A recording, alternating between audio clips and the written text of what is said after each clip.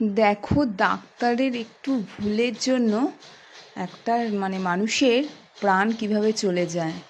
এই মানুষটি দেখো মরেনি, অথচ মর্গে ফেলে রেখেছে। দেখতে পাচ্ছ কেমন আস্তে আস্তে বেরোচ্ছে, উনি মুখটা খুলছে।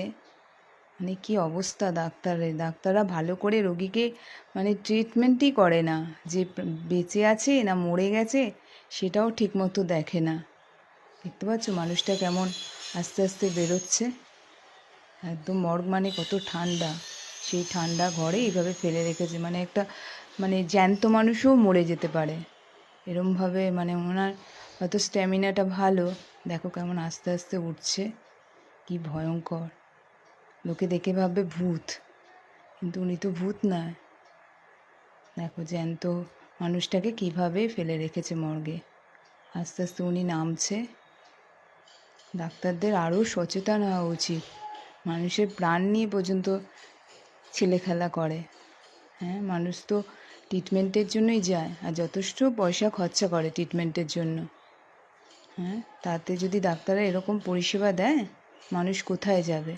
দেখো কি অবস্থা, মানুষটা নড়ার ক্ষমতা নেই।